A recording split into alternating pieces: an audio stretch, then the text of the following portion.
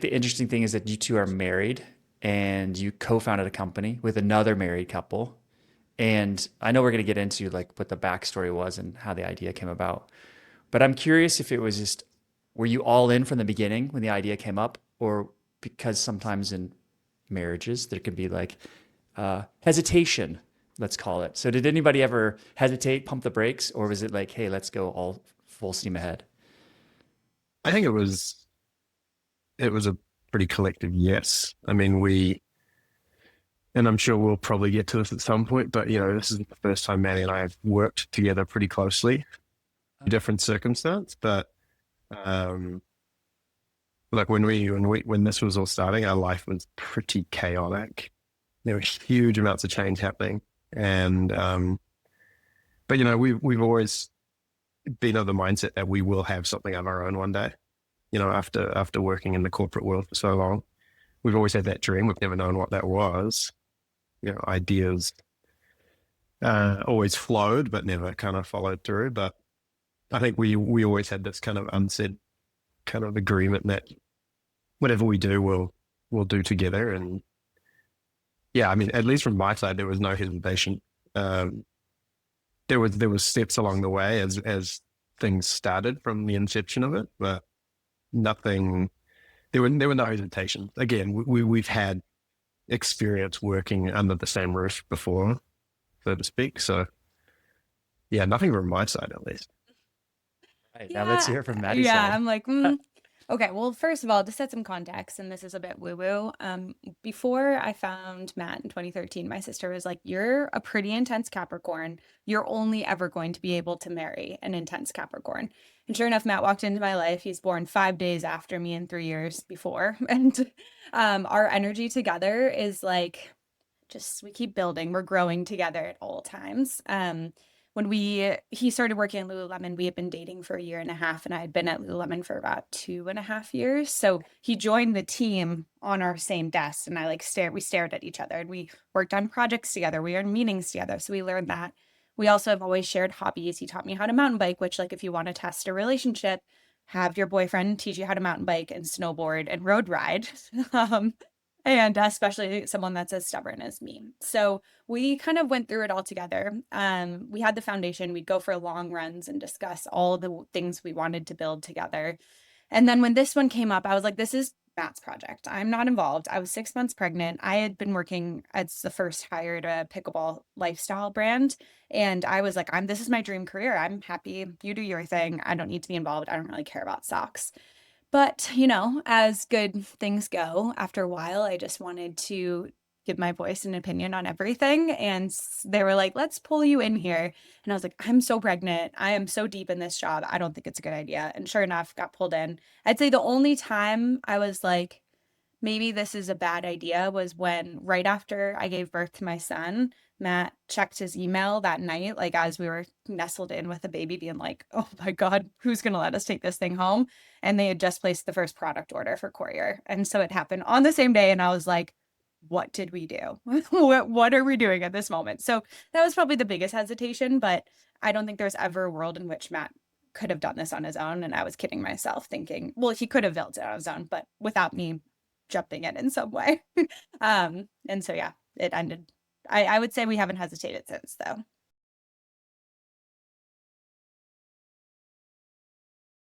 It's interesting because you have five co-founders inside of Courier, and Mhm. um, that is like conventional wisdom, or kind of the average is like this. So you think of this like solopreneur, or maybe two people, but you make it. Mhm. It's kind of interesting that you've had this like five co-founders, and I've heard you talk about like it would have never happened without it. So how do you take Mhm. this vision of like I want to do my own thing, I'm going to drive my own thing, and then at the same time like I grab in more co-founders to help you, right? Like what? How does that work? Yeah, I mean, to me, it's honestly pretty simple. I think um, I came to the I guess self-awareness point of like I'm good at something, but I'm really not good at a lot of other things. Like I've got great ideas and I can execute on those ideas at times, but when thinking of a full business, and this is where I think the experience of being in big corporate from especially when we're at Lulu and a few other brands that I've been with, the rapid pace of growth, like witnessing what is entailed with that is a quick wake up call to like, holy shit, if I was to do this myself, I need to learn a lot more or I need a lot more resources. And so I think when I kind of embarked on this, it was pretty clear to me that I couldn't do this alone. Um, and I mean, it's pretty opportunistic as most things are in life, I feel. When things fell into place for this, the right people at the right time came along and it just felt right. Honestly, there wasn't, I don't want to be too poetic about it, but there wasn't many other kind of ways to go. Like it was like, oh, this kind of chapter came along, like, oh yeah, that makes total sense. Let's do it. And I think there's a lot of trust in yourself and your decisions you make. But then also the vulnerability of like, you don't need to be a rock star here. You can't do this. Like who else could do this better? Yeah, very circumstantial, but yeah, that was my take on it. How do you surround yourself with the best team to get the job done? And I think for me, and I'm probably rambling, but like it's that team sport mentality, right? There's no one man team. It's a group of people towards a collective effort. And if you have the opportunity to build something with amazing people that all share that same either goal, it may not be the same vision, but the same goal, then that's a pretty wicked way to start things, So that was my take on it. Yeah, you said you don't want to get too poetic, but I would say you're in good company if you want to get poetic about it, because like creating a business is creative act. Like there's a lot of energy. Like oh, it's all energy, yeah. There's tons of energy. Like you're just kind of harnessing this idea that just appeared out of nowhere, right? Like I like to say people don't have ideas. Ideas have people. Ideas are just floating around waiting for the right person or a person to like plug into it. So yeah, there's a lot of energy that you get to focus. Go for it, Mattie. There was no world in which this wasn't going to happen because the way that everything happened, like Matt being in a surf session with this entrepreneurial guy who happened to just latch on. Matt was like this close to launching a real fruit ice cream truck and then went for a surf session, planted the idea of socks. And this guy was like, yeah, no, do that one. And then called him the next week and was like, I did all the research. I'm in. I was going to take another job, but I'm like all in on this. I'm going to bring my wife in. She did Singapore Airlines operations for years. And then Matt called Dr. Tom Waller, who is the head of white space innovation for Lululemon. He worked at Speedo. He's like a legend, and said, hey, who do you know in the product world? And he's like, I got your guy, and connected us to Terry, who also was between jobs. And then, it just like everything conspired for it to happen. And that's where also like we kind of look at the five of us and we're like, there was no world in which this could have happened without the five of us. And now that we're all here, it's like, we got to do this. Yeah, it feels kind of like a NASA mission where you've got all your people and you're just like, we're going to the moon, whether you guys like it or not. I want to touch on like kind of the collective experience that your group of founders has, because it's impressive. Maybe I'll go back a little bit. More of like a logistical question. You have like 5 really talented, really accomplished people who are kind of working on a collective side hustle. What does the cadence look like for you guys to actually push the ball forward and make decisions? Yeah, especially in the early days where it's like concept, but then now in kind of the day-to-day operations, like what does the cadence look like of 5 co-founders bumping up against each other? So the biggest thing is that Tom and Kate are best in class at building these businesses. And from the get-go, like I had so much guilt because I was in and out of the business. I was in postpartum haze that like kicked my ass. And I was like, guys, I can't contribute anything to this. And Matt was pretty similar. He was trying, but we were both like, and they just kept saying, don't worry, this is a fluid business. There's going to be times where you are leading the ship and we're sleeping on the back, on the bunks. And there's times where you're going to be in the back of the bunk sleeping and we're opposite, So that like gave so much freedom to be like, okay, this isn't my time to like step up, just like keep doing the bare minimum that I need to do and then step up when we need. And so that's kind of like how it goes, where there's going to be some weeks, some months where some of us are very heavily involved on every bi-weekly call, twice weekly call, and doing day-to-day, posting the Instagram, writing the emails. And there's other weeks where like I'm full-time. I have a branding agency where we have full-time clients and like I can't even touch the work. So Kate picks up writing emails. And then the other piece of this is Kate works full-time on the business. And that's really important to know because she has dedicated the last 2 years to this business. She has done everything from ship the products out of her Manhattan apartment to writing the notes. She built our website. She manages our orders with the factory. So she is singularly keeping this business afloat. I've stepped in more in the last year with, managing all of our brand channels, which is important. And the hardest part about all of this is like, in full transparency with five founders, is all of us, at some point or another in the next 10 years would like to be full-time in this business. How do we pay ourselves with five of us? That's the trickiest part if you're going to start a business with five, is like, it's not like, you hear so many people with one or two founders not take a paycheck for 2 years. And none of us have yet. But, who's the first that deserves it?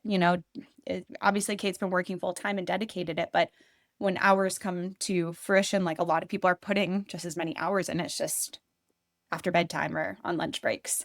So that comes with the challenge. And then just all of it comes down to trust. We trust that each person is an expert in their field. We don't work in silos, but we're moving too fast to, contemplate too much. So we trust each other to just like own the part and not have to babysit each other.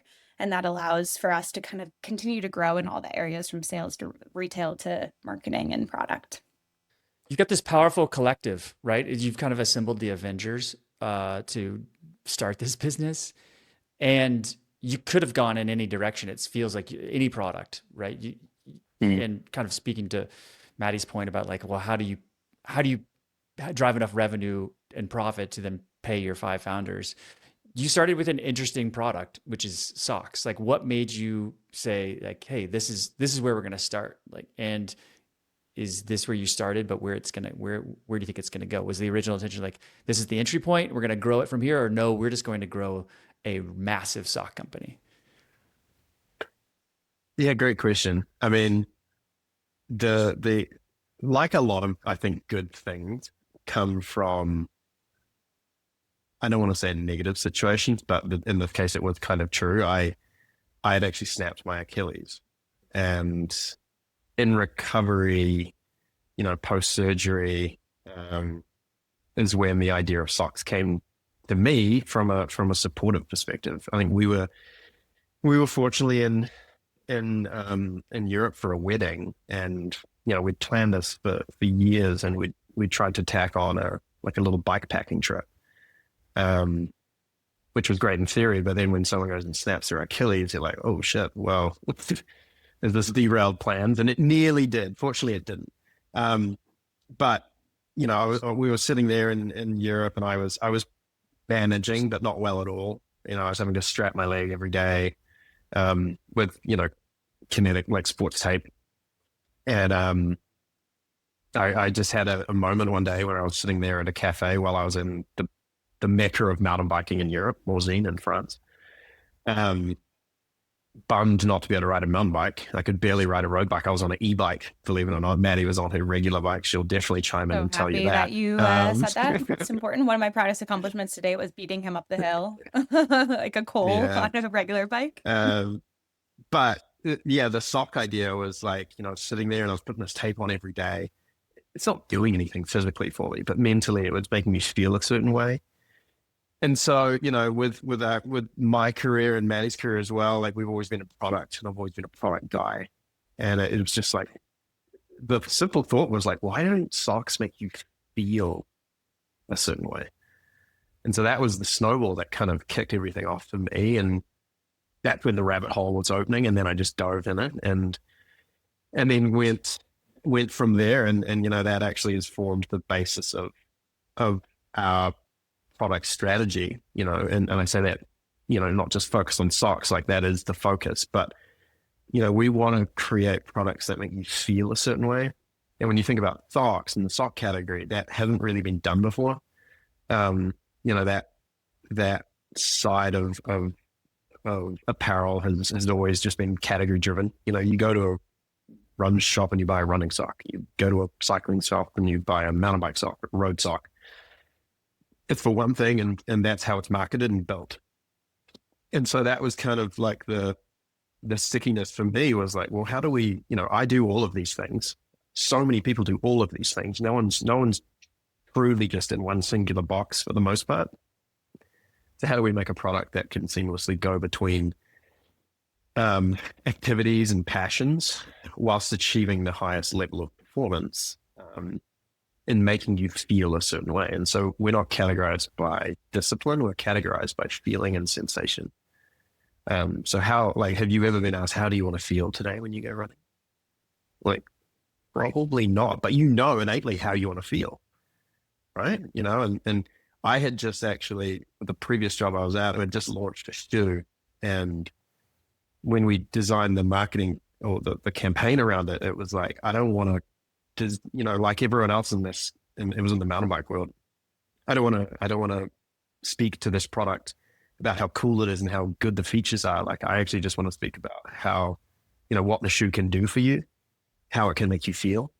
And that was kind of what was spinning in my head at the time. And so the timing was quite well because my brain was already on that kind of sensation wavelength. Like, how should this sock make you feel? And so from there, it's kind of snowballed. And look, the sock category is always a sleeper as well. That was one of the reasons why Tom was such a hell yes from the beginning, because when he started digging into it, he was like, holy shit, like it's always been an afterthought, but a sock is like so essential to everyone. Everyone wears them for the most part, unless you're a triathlete. And it's something that has been basically left behind when you look at everything else that it has a relationship with. Like, you know, and I'm sure most of your... I was just gonna say it's a category dominated by big brands, really. Yeah, exactly. And from a business perspective, it's a nice add to cart for them, you know? It's like, oh no, please go and buy my $300 super shoe. But like, just to give us a little more revenue, here's a $10 sock, you know? And it's like, it's the afterthought. Yeah. Now, it's not to say socks haven't improved, and you know, there's brands out there that make a nice product, but when you look at the relationship with the things that it interacts with, so footwear, you know, across cycling, across running, the tech advancements in both of those worlds in footwear in the last 5 to 10 years has been just astronomical. Now, you wouldn't recognize a shoe today if you'd seen it 10 years ago. You'd be like, whoa, what's this volume sole? Like, why is there a carbon plate? Like, what's that shit all about? And vice versa, as we all get smarter with tech, you know, we're all our own experts on training, on, you know, fueling, on all of the things that make us better athletes physically.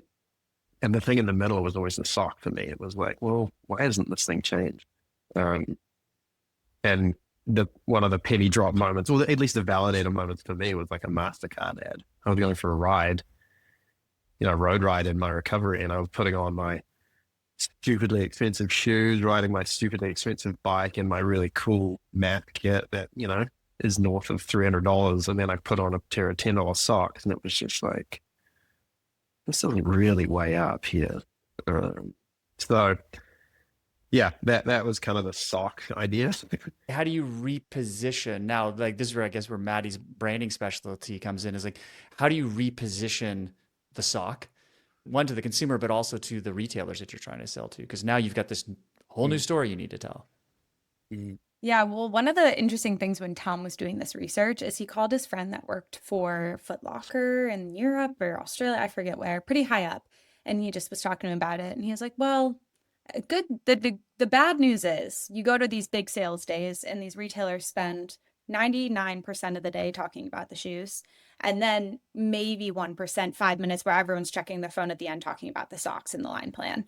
And he's like, so the bad news is you're going to like have to fight for that space. But the good news is every big brand is not thinking about the sock. It's like they're treating them as like hosiery, as like this like layer between your foot and the shoe, as almost like a Band-Aid versus like something that actually can enhance your run and ride. So we've been just really, I mean, it's tough, but we've been trying to teach people, hey, a sock is an essential piece of your gear. And right now, the people that are really shopping us are the people that already kind of knew that. They had already been shopping around for really good socks. They might be loyalists to one of the brands that come in a 3-pack, but they're open to trying something that has very visible technology. We have, you know, Matt can talk all about the technology, but we have something that looks different from the inception. So you're like, oh, that looks different. I want to put that on my foot. And then really trying to teach people that it is so dumb that you are rummaging through your drawer to find your run sock versus your ride sock. There's such an opportunity, like of all things, for you to have many things of. Socks probably aren't something that you need category specific. You just need them to perform very well across all of your pursuits. And I'll speak to the Renaissance athlete thing in a bit, but it seemed like such an opportunity to teach people not only like, hey, pay more attention to your socks because they're actually very important to all your pursuits, and also like buy socks based on how you like them to feel versus just I'm going to go buy the 6 pack of run socks that say they're blister proof. Like every sock that for every activity, even if you're walking, should probably be blister proof at this point. Like it's 2026. Like we're putting like, again, NASA level technology into shoes. I think we should be able to have that experience with that. Like one of the thing that is, I mean, you get a blister, everything is ruined. Like people are kind of just forgetting it. I remember even just yesterday, I was looking at an Instagram account, one of the like running leaders, and they just like what's the word? They glorified a bunch of blisters and like bleeding feet. And I was like, this is such a crazy part of this culture. Like we're worried about our fueling every 15 minutes when we're running long distance, but yet we're like accepting you could have blisters. So again, it's just reteaching people that like this commodity that they see as something that is necessary, but not something they need to pay attention to is actually going to truly enhance their experience. You mentioned the Renaissance athlete. I'd like to get into it because that's kind of like your I don't know what you'd call it. I call it maybe like an ideal customer profile or the Mhm. the language you're using to Our speak to the muse. customer that yeah, perfect, the muse. Um, so tell me about the Renaissance athlete, but also I'm interested in um, is this kind of a I've heard people talk about like the top of the mountain experience in the sense of for lack of a better term, like the elite. Is this something that's like this is a product for the elite, or is this a product for like the everyday user? And how do you position yourself in that category? Yes, this is my favorite subject. Okay. So Perfect. I'll back up a little bit on how we came up with the idea of the Renaissance athlete.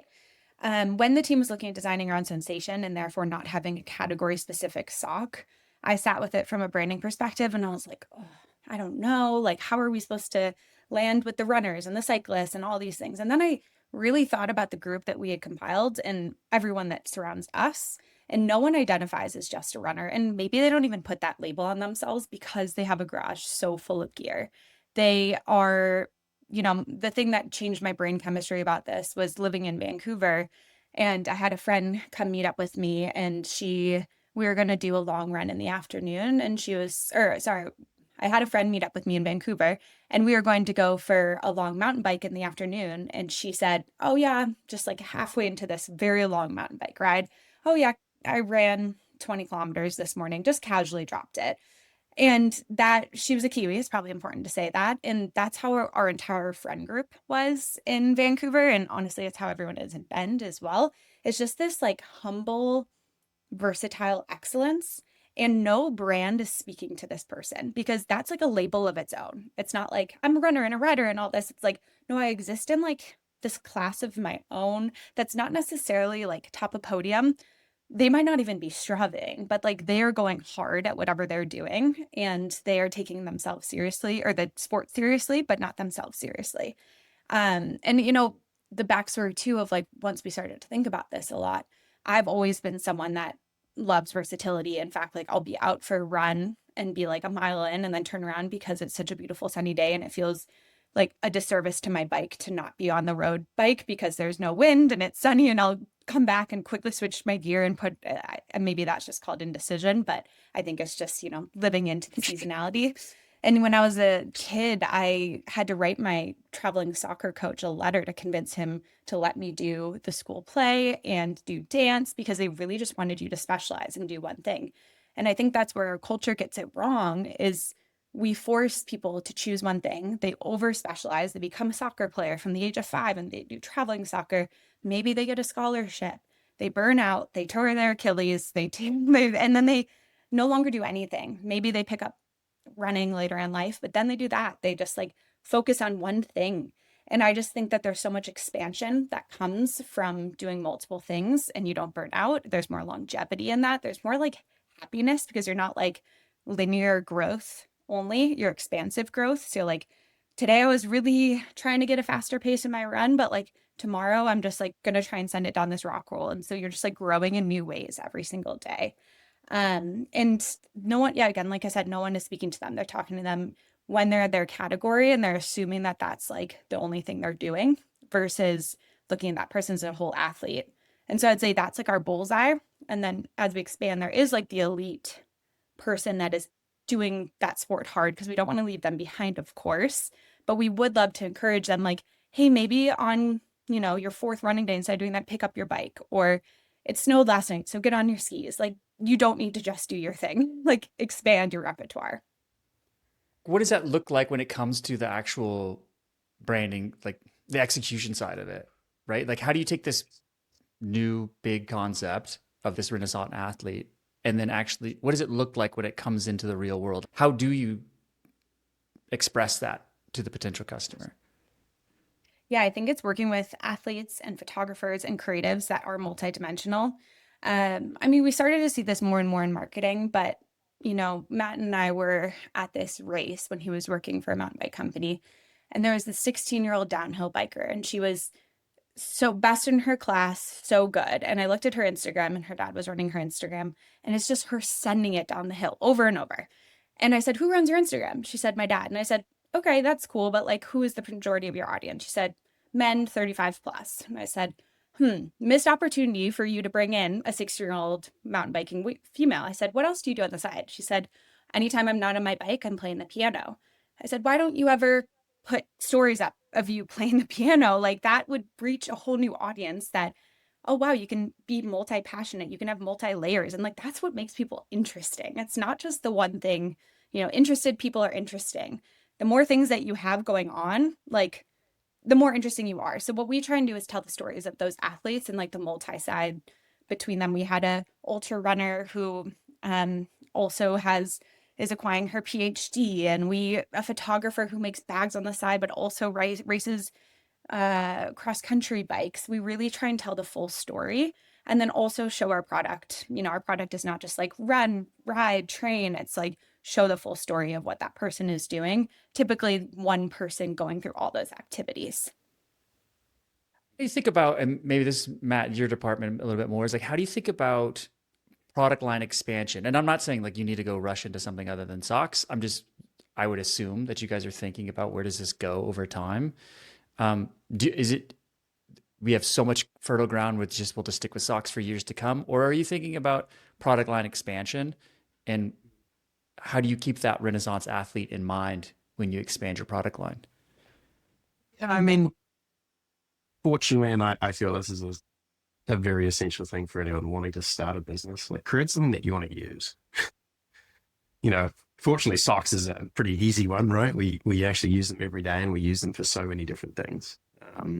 And we're not just cycling and running. Like, yes, those are our focal points and what we share most. But reality is, a Renaissance athlete goes to the gym because they want to be better at the thing that they, are doing on the weekend. Whether it's a gravel race, a mountain bike race, or a road race, or an ultra race. Maddie's doing one next weekend, which is pretty cool. I don't know if you can quantify 30K as an ultra, but I'll claim it. Well, sorry. It's a decent length trail race. But no, I mean, and I think for now, look, the sock category is enormous, and there, as you've said, there are big players in this. So we have huge opportunity there to gain market share and to produce, more SKUs and more models within what we're already doing, which we're working on, which is cool. As it comes to like expansion, we've actually subtly created a hat, which I'm wearing, but it's designed with the same ethos. Like, it's like I wear this casually, but then I'll go and run this afternoon, and it performs for those things. And it meets two of our very essential kind of design and product North Stars, which is it must perform at the highest ability, but it also must ooze style. And we operate in the middle of those two kind of pillars, which is always the opportunity ground, especially when you look at socks. But yeah, look, we're in conversations around other products that meet and add value to the lives of those that do a number of things. And, you know, our strategy going into that is going to be pretty smart and pretty, I would say safe, but in a way where we can kind of test the market on something without putting the mortgage up, you know. And there's no We rush. have There's no need. no, and There's absolutely, lots of like opportunity just in socks. we could exactly, we could solely focus on this one world, and you look and it's pretty widely known, but some of these big soft brands are, you know, 50, 60, $70 million brands a year. You're like, holy crap, like that's enormous.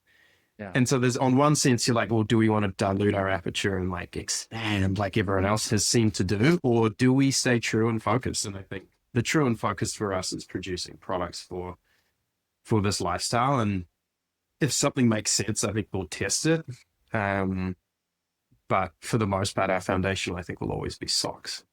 Nice. There's still, And I don't mean you know, to, I don't mean to imply that you should, and or that people or, you know, entrepreneurs out there should be thinking about like, oh, great, I need to go get in more categories, because I think that's actually kind of speaking to what you were talking about, Mattie. It was like the way we're marketed to is we have these huge companies that are trying to like create kits for every single activity.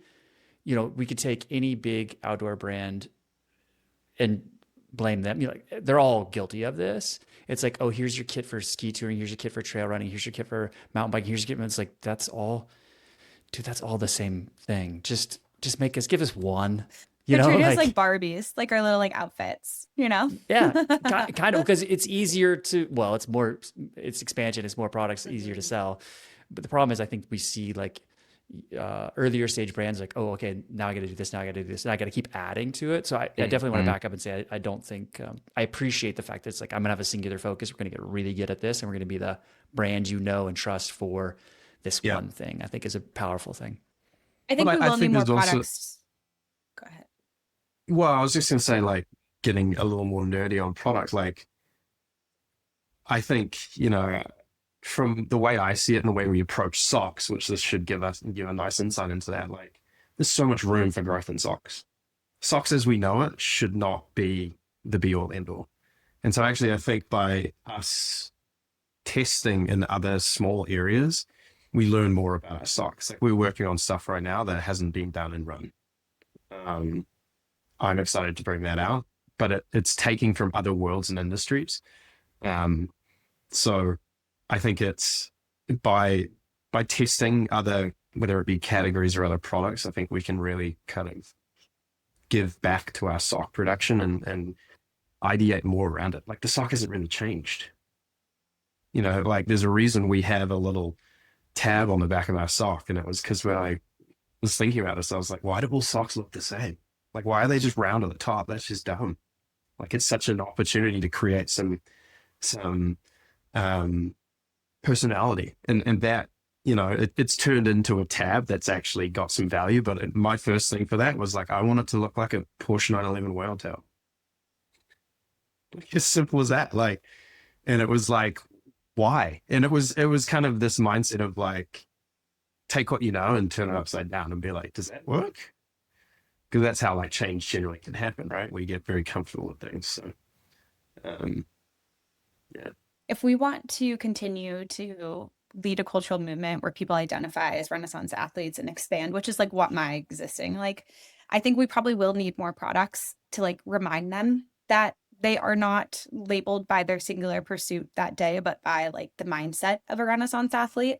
So I think all of us would like to be a brand that carries more than one product. It's just like there's so much opportunity in socks. And I mean, everyone that is trying our socks it's I think one of your questions is like the most shocking part about the experience or something to that. And it's how many people are trying our socks and coming back very, very quickly to get a second pair. They maybe got an ad and they come back or they get it and they're like, wow, this is amazing. We're coming back. So we should continue to double down and get more people to know that. But I also am like, I want them to have multiple reminders throughout the day of like this identity that they're leaning into around versatile excellence and multi-passionate sports people.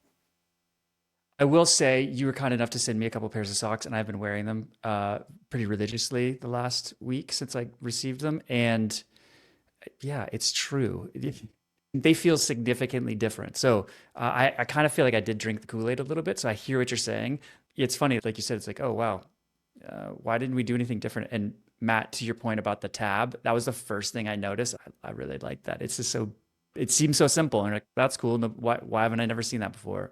Nice addition. And it feels like um, you're probably seeing so many things like that.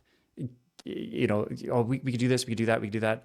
I'm sure it's hard to like manage all the ideas that you encounter, which leads me to the next question is you both have mentioned that you worked inside of Lululemon and that was, you know, high growth phase of that for that business. And I'm sure you got to see all sorts of exciting things and so many different opportunities and so many different categories that you guys could do interesting things in. But now that you're bootstrapping your own startup, I'm curious what you're bringing from that experience with Lululemon. What is it that you want to bring into it that you learned and saw, and you're like, okay, this is good. I want to bring it into it. And what are you going to leave behind? What are some things you're like, okay, interesting, not going to do that? Okay, so the Lululemon experience was so interesting. I was an intern between my junior and senior year, and it was like when Lululemon was on its high. Like it was no one had an ill word to say about the brand. And when I was in my senior year is when like the sheer pants scandal kind of happened, but they handled it really well. They like recalled a bunch of product. I watched from afar, and then I came back right after I graduated. They gave me a visa. I came back as a coordinator, and I think it was 2 weeks into my job where I was sitting on the computer. I was the first person into the office, of course, as you should be as a coordinator. And the director of social came up to me and was like, hey, have you seen this? And we were on the West Coast, and the founder had been on the East Coast making comments about how some women's bodies were not meant for the pants. And I was on the PR team, and I had to call the director of PR and be like, hey, you might want to get in here. There's nothing I could do other than sit back and watch. How that shaped my career, there's so much. I mean, first of all, I can't speak to like what happened in those rooms, but it was just such a learning experience between a founder and a big public brand and what can be said and what can't be said. And basically what then happened for the next 8 years while I was there was relationship building. It was one-on-one media relationships, showcasing the community, showcasing everything we were doing internally, showcasing the quality of the product, showcasing, you know, the desire to expand size range. I worked in men's PR for a bit as well when men's was only a tiny fraction of the business, and they made it a strategic objective. And I was part of a very small team along with Matt that was told to make men's way more of a priority. And that came down to relationships, like bringing the athletes together with the media, having them do the work of showcasing the credibility of the brand. And then I finally worked in community, which was on the ground, building relationships, showcasing. And I think it just came down to those one-to-one connections over and over. And that's why I think the team sometimes thinks I'm crazy that I spend so much of my time like writing blogs and working with individual athletes and storytellers, where I should probably just be like pumping out stories on our social. But it's like that at the end of the day is what creates your safety net when shit does hit the fan, is like the people that genuinely love you and your product and your story to kind of back you up. Hopefully I don't get in trouble for telling you that story. Like I'll say, my time there was amazing. It was chaotic. It was intense. It was my first true job in that space. And I was on the global marketing team, specifically working with what was at the time called the Elite Ambassador Program, which was a group of professional athletes that we supported. There was a very unique time in the world, I think, as well, when you think about media, social media, that was just starting to really ramp up. And so the kind of support we were able to give and do for a very select group of, it was actually quite a large roster of athletes. Eventually had it down to about 50. But what we were able to do was like deliver amazing resources that the business gave to us as employees as well, which I think was traditionally what Leland was really known for from an employment perspective, was this amazing culture that it fostered and amazing personal development that it gave to its employees. And so we kind of, in a way, manipulated that in a way and offered it to this group of athletes. And, you know, I actually did pay everyone, but nothing compared to like what they would get from their, you know, endemic sponsors. But what it kind of taught me was just relationship has so much value. You know, monetary value, sure, it's fine. But the reason we were able to like work with some of the best athletes across so many different sports in the world was because of this like beautiful connection that was had with the brand. Um, and that's something that, relationships make the world go round. Like, it's insane, like this group, our group of founders wouldn't have happened without that relationship. I actually first met Tom when I was in the sample closet at Lululemon. I'd been connected to him from a friend who was a fellow Kiwi, and Tom was running his hydration business at the time. I talked to him once in maybe 2017 for about an hour, remembered it because we just hit it off. He's a Brit who lived in New Zealand. And it was just a special conversation. And then I didn't think or talk about him until, we re-met up in 2023. But it's this whole relationship thing. And it's the same with the rest of the company, really, with Terry. And it was all through connections. And connections are just, and relationships you form with people are just the most important thing in the world. It's interesting. I wouldn't have guessed that working in a large publicly traded company, you would have both come out and saying it's the one-on-one relationships that, you're agreeing with you. I mean, I guess it's the universal truth. I'm in a group text with like 30 plus Lululemon ex-employees, maybe it's 30. And it's all just like people wanting to support each other. And they're all at different businesses. And like the connection of that place and the internal culture that they build is so strong, especially during the era we were there. It just like, it's such a cool place to spend in your 20s and like the start of your career. And it really set up like the idea that work can be incredible and you can do incredible things through it. And I think like we chase that feeling, and a lot of people chase that feeling of what that felt like to be in your young 20s at a brand like that. And it wasn't until we created our own thing that I felt it again. Cool. Yeah.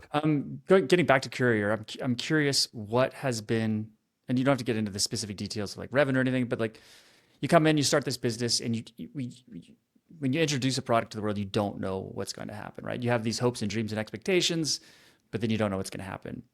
You guys launch, and you've been in the business for a couple of years now. Like, what has that trajectory been like? Did it meet your expectations? Did it exceed your expectations? And then how have you had to adapt based on the reality versus your expectations? I mean, to me, I still like there's a lot of pinch me moments. Like we're so ingrained in it, right? Like we're on Spotify, we're on Shopify like half a dozen times a day at least, being like, oh, how many orders did we get today? Like, did that new retailer, did they place their order? I'm like, so I think from one, I remember like early on when people just started randomly buying it. It was like, holy shit, like people we don't know are buying our products. Like that's pretty special. Like it felt cool. It felt great. Felt accomplished. And there's many more stories like that. But I think, the growth has been very positive. From day one, the business was set up so well by, the expertise of Tom and Kate that everything was covered early on. Our operating costs have always been super low by design, which obviously makes, the bottom line at the end of the day that much sweeter, even if it's not a huge amount. We've been very intentional with how we're growing, with how much resource we're throwing at things like Meta, which Mattie can speak to, which is a whole nother conundrum, and generally not a fun one. But look, we launched on D2C.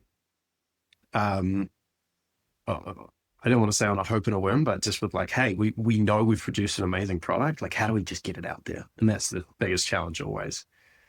Growth last year was really positive, considering the spend as well. Like, we're not spending much to market or advertise the product. A lot of it is relationship. A lot of it's cold calling, retailers, DMing retailers like Mattie is queen at. Growth last year, if we continued that year, would be a very good year for us, considering none of us are full time really. Even Kate is the only real full timer. But there's always challenges. Like we don't have a sales agency, we don't have someone in sales. period. And so, we're all good at it, but we also all have other jobs. And like, I've personally found it really difficult in the last 6 months because my other, role has just ramped up so much that I've had to like loosen my, hold on the reins, and Mattie and Kate have really excelled. But the growth has been pretty consistent over time, which is cool. And we always like reach these milestones where you're like, we all have come to Jesus moments where we're like, all right, where do we spend our next money? Like, do we invest in a PR firm for more growth, which we've done, and they were amazing. And we got amazing hits and amazing media, which speaks to the product itself, which is awesome. So a lot of strong validation there. But then we're at the same time, we're like, well, do we invest in a sales agency? And so then you start asking other founders and entrepreneurs, and mixed messages, mixed results come back. But our next real growth milestone is in that retail wholesale space. That's where a big unlock will be for us. And we were at our first true event together was TRE in December. So a few things coming out of that, like a bit of overwhelm of like how much we've done and how positive it has been was like really special for me. And I know a lot of the team too was like, holy shit, like people know us. Like people are wearing our product and people want our product, which is cool. But then you come out of a big event like that on cloud nine, and then, I mean, the timing of it's never good because you go right into holiday and then you go into like the coldest period in retail, like January, February. And so you're like, where did everyone go? Like crickets. Like, do you guys still love us? Did we do something? So yeah, I mean, a long-winded, probably convoluted answer, but yeah, the growth has been great and we're on track, but we're always on the precipice of like, what if we did this? And we're just in a testing phase. I think the reality for a lot of people should know, at least from my perspective, is there's no playbook for this shit. And especially no playbook for the digital side of things, because that stuff changes every 6 months. What worked for Biore 10 years ago, which that's, in my opinion, why that business is so successful, is just you capitalize in that moment in time on a certain channel. Crush it. Well, that raises the question, Mattie. I'd like for you to tell me about what has worked the best. Like Matt kind of laid out, like, we tried this and we tried this, and should we try this? So in your experience, what has worked? Well, and look, like we came up in the world of community events working and big ambassadorships and all the stuff that you do not get to do post bedtime after putting your toddler to bed and putting on a bad reality show and opening up your computer. And so for better, for worse, we have had to rely on our digital channels for that. And none of us are digital marketers. That's the gap in our Avengers squad. So Matt and I have tried to hack it together. And I would say Meta is just like the necessary evil, and it has worked, but like we don't have the budgets that our competitors have. And I do a lot of looking through Reddit because that's where the truth lives on the quality of your product and if people love you. And someone, I think, said, yeah, I love Courier, but they're spending so much on ads. I just don't know if I trust them. It's like, if you knew we spent $80 on ads a day last month, which is like, I don't know, like people, all of our competitors probably spending 800 minimum a day. We just, we're not in a place, we're self-funded with a few friends and family. We don't have a big pocket of cash to play with, and we're spending conservatively. So I would say when digital ads work, there are times that convert people. But again, a $29 sock is something you probably should touch and feel before you declare to purchase via online. And you have a nanosecond to like teach them not only that they should spend quality time and thought on their socks, but also that our socks are the reason they should choose that and that it's worth the money. Like that's really hard on digital. And I will take any advice. I'm sure I shouldn't open up the DMs for that because there's a lot of robots that come at you for that. But it's just tricky. We just brought on a consultant who's awesome, who's just basically like, I want you to be able to fire me in 3 months because you find 2 ads of creative that are just booming and doing well for you. And then, I listened to the podcast you did with the Scenic founder, Tina, who's like incredible. And I've been messaging her and she's like, I just sit there and create content nonstop. And I'm like, oh my God, we don't have time to do that. And if we do, who edits it? So anyways, I'm telling you all the things that aren't working. But what does seem to work is working with our retailers and telling the stories of the people in their communities, the organic sharing that happens behind that. Um, Continuing to create a world that when people get into our Instagram channel, it's worth staying. I'm not gonna lie, when we started this business and we had to do all of our goals, they're like, Mattie, how many Instagram followers will we have in the first year? And I was like, confidently 15,000. And I had no idea how hard it is to gain followers now, because even just 2 years ago when I created the Instagram for Valley, it was so much easier for us to grow that. But people just are way more hesitant to follow these brands because they don't want to get inundated with ads and useless things that aren't worth their time. And so yeah, I would say brand storytelling with people, the digital ads when we get it right, and I would say we're throwing shit against the wall and seeing what sticks there smartly. I don't want to do a disservice for how much time and, consideration we're putting into it. And yeah, I mean, we're still just working on getting the brand name out there. PR was we invested in this firm called BDBC. I'll give them a shout out. They do product PR, and like basically it's like a journalist who got jaded and was like, this industry is kind of effed. I'm going to create a PR agency. And his focus is seeding with listicle writers so that when they do 10 best running socks, you're top of mind, and it's not pay to play. It's still organic, but like it is conversion based. So they get a certain percentage when people buy off of it, but it's not like we paid to be there. We had to win the right to be there. But a smaller brand like ours against a tried and true Nike 3-pack, like it's harder for them to get those conversions, but it worked. And, we won a GQ Fitness Award last year as like the best running sock. And that really helped because we needed credibility. People Google us after these ads and they're like, what is this? And that's probably one of the bigger things that help. That's a very interesting idea about the listicles. That's really smart because that's what LLMs are scraping, right? That's what LLMs are. So when you go into your LLM of choice and say, what's the best running sock? They're actually What's an referring to LLM question? like I ChatGPT. Googled it.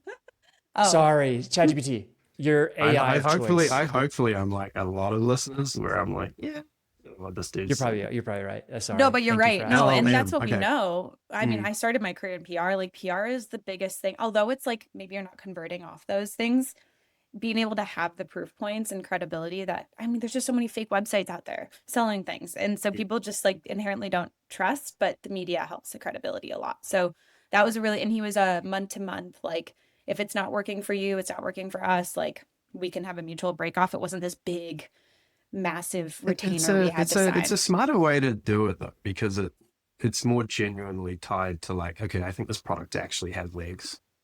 Like for one, the agency were like, they wouldn't back a bad product because Right.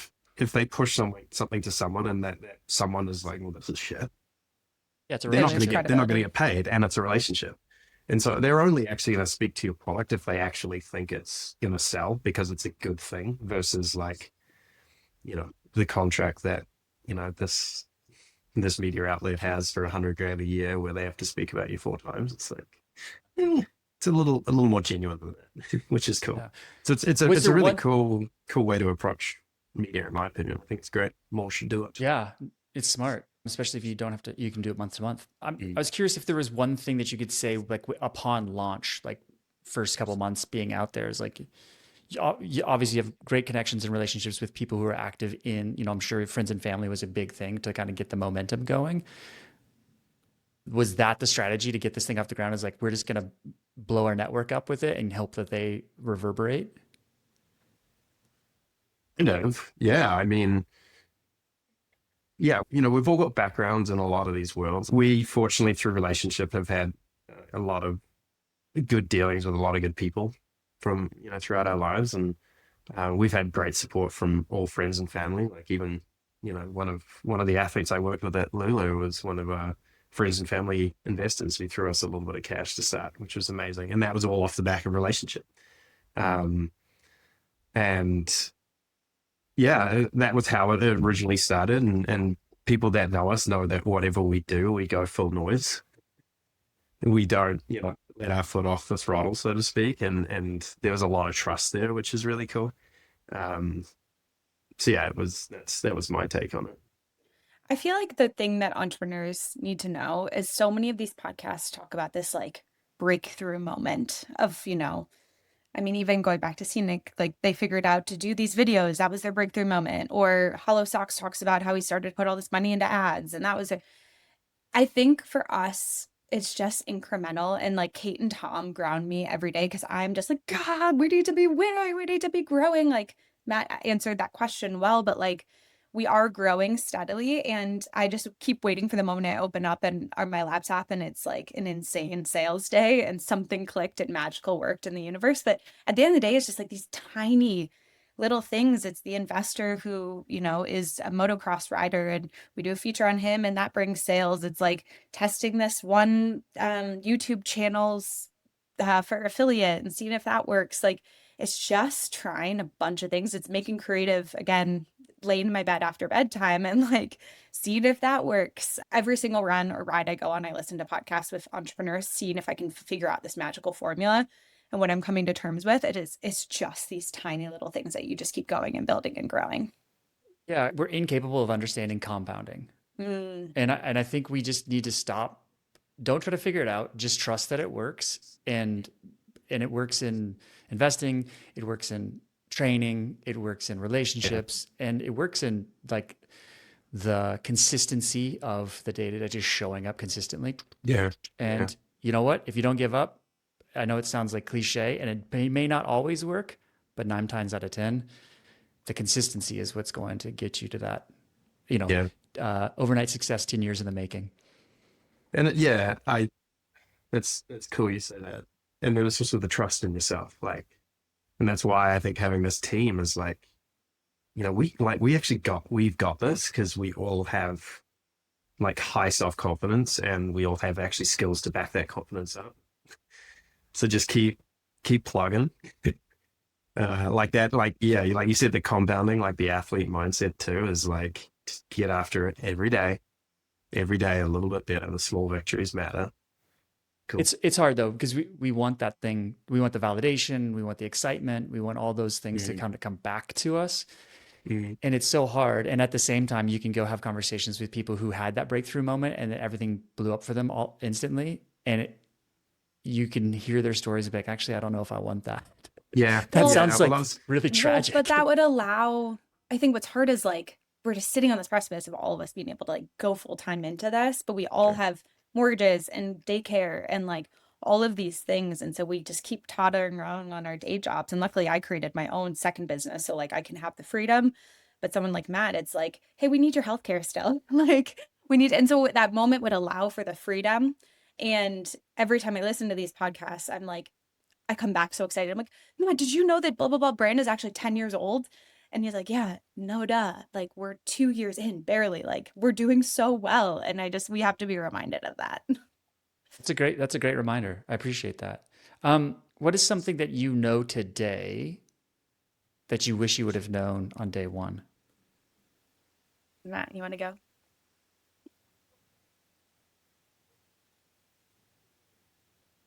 Hmm.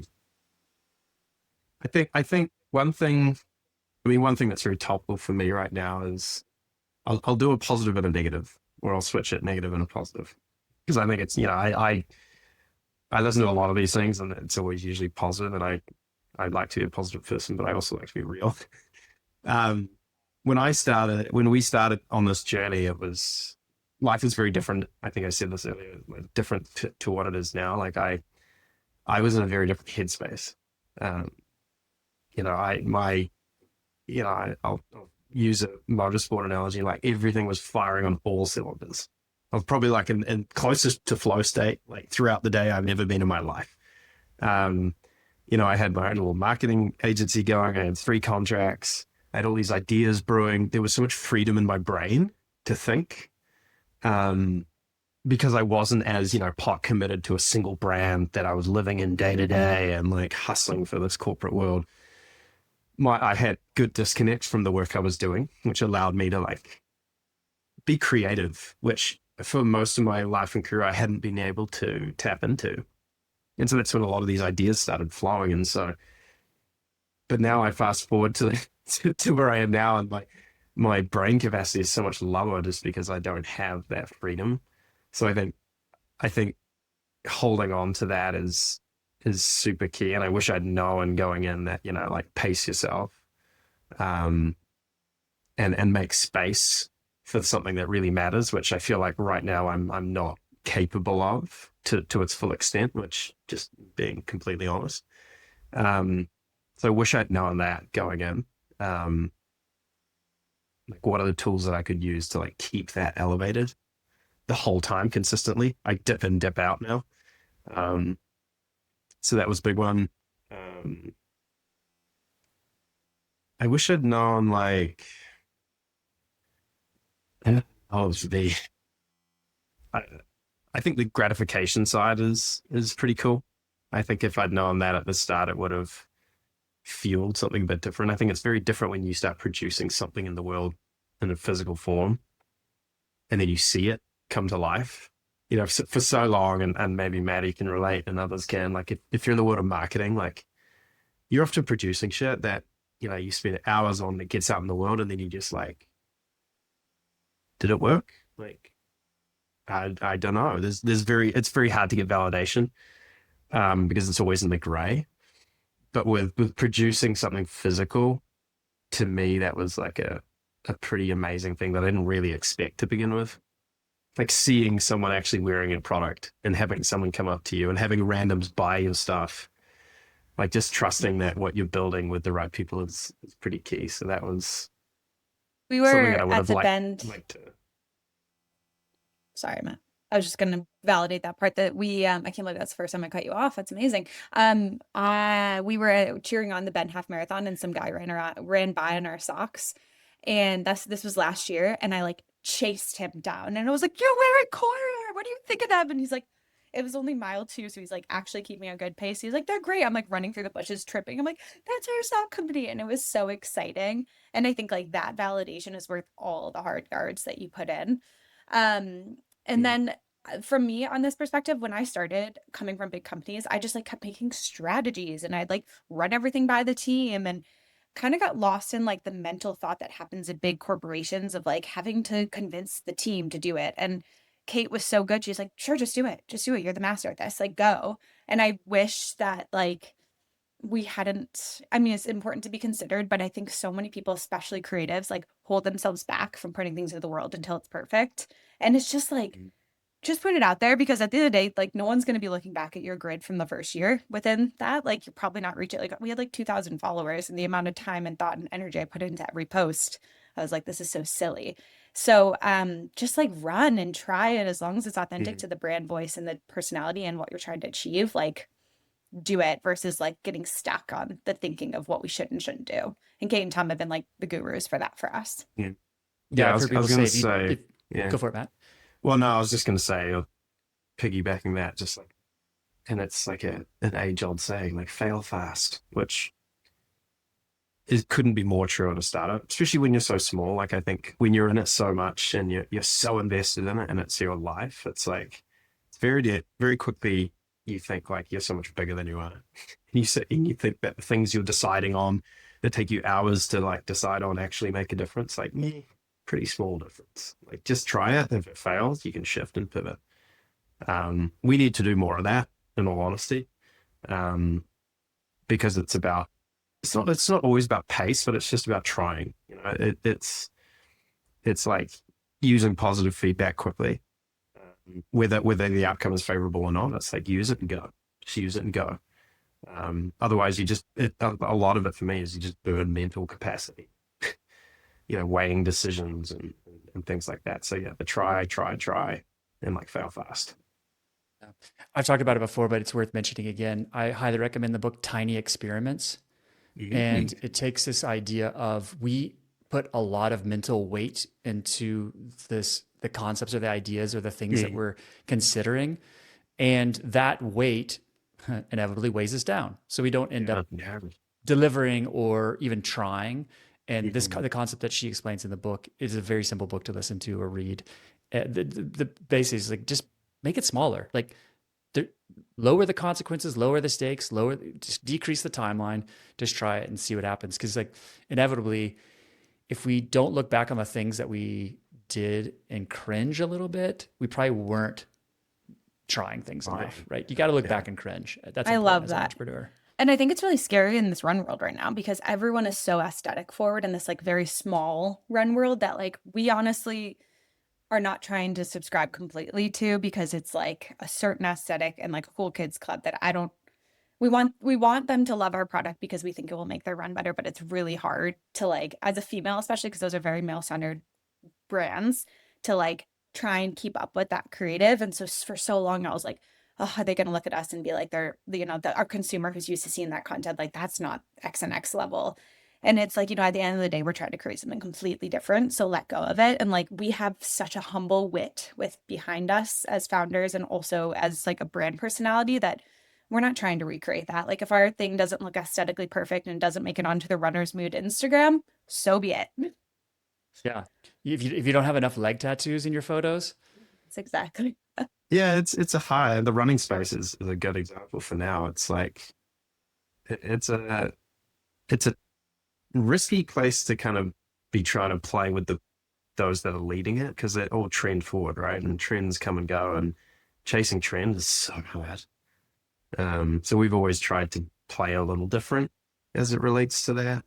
Um, and I think there's a lot more just to validate your thesis of the Renaissance athlete. There's a lot more of those Renaissance athletes than there are, for Core lack of a better runners. term, leg tattoo people. So, Yeah, and I say that in jest, and like when you look at Bandit and Satisfy and all those, it's just like we're seeing the same thing happening over and over and over and over again, and it's probably gonna wear people out after a while. So I appreciate the You said it, not yeah. us. yeah, for sure. That's why I'm Well, saying I it for sure. No, I yeah. know. Well, I mean, they're doing amazing stuff, Yes. and I don't want to discount the fact that maybe they're not as disruptor as they were a few years ago. Satisfy certainly was. And in culture, you need that. You need the disruptors to come in and change the game. And they have, like, straight up. You look at the big dogs now, like your Nikes and Adidas and all, and everyone else in there. They're all like playing a similar tune, which is sick. Like, good job. They've Super changed cool. culture. Yeah. So, Yeah, and it's And amazing that's too what we because want. like and if you look at like I run, but I am not a runner. I'm a Renaissance athlete, Yeah. and if I don't know why I find myself watching like trail running YouTube videos, like that says a lot about the quality of the content. If I'm like just watching a trail running YouTube video in the evening, like, okay, this is some really quality content. So they've upped the game for sure of the storytelling and all that stuff, but it does come with, with some trend chasing. So I do want to land this airplane. I appreciate this. This conversation has been really great. I love this. The honesty and the transparency of like where you're at as entrepreneurs. I think is super important because, like you said, other entrepreneurs are listening to this, and it's important that we always share not always the bright lights, but the small, tiny delights too. So I always end with the question: how do you define success for yourselves? So I'll give you both an opportunity to define success for yourself. I think this has changed over time, which I think is important. To me, like, success is happiness. It's sustainability. It's doing the things you love to do and not making it your life, the thing your life, which is really probably an odd thing to say for an entrepreneur. But, I think from this conversation, we are doing things different to other entrepreneurs.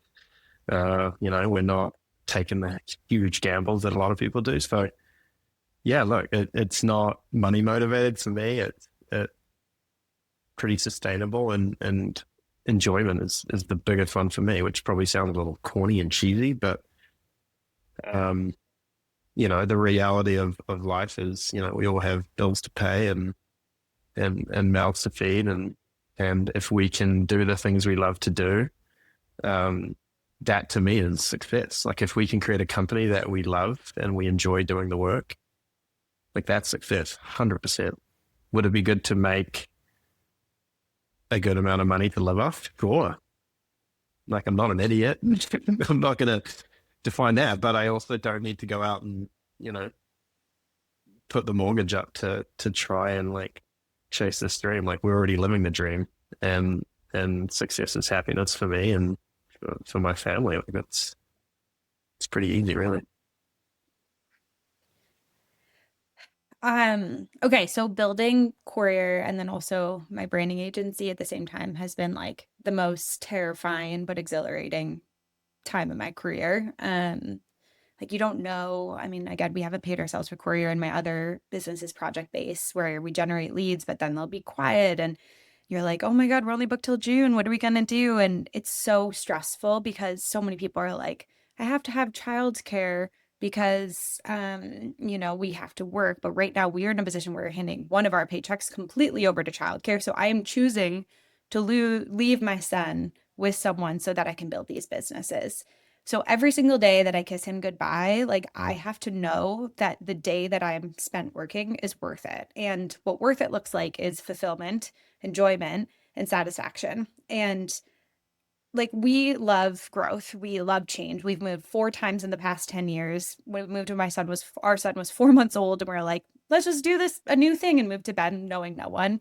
We love the thrill of like all of that. And I'm so proud of where we've gotten to today. And I think the idea of like our day to day feeling so exhilarating yet content and worthy of building something that can be passed down to our son, that serves an example of like following your passion, that he knows that we didn't choose to leave him with someone else because hand our paycheck over just because it was a way to like occupy our time. Like I'd rather be with him a lot of days, but at the same time I'm like, I want to build this. So I think success is just the majority. I think it's impossible to say 100% of your day you're going to love, but like I think it's easy to say when you're an entrepreneur, like you can make 80% of your day be something that you're proud of or that you love.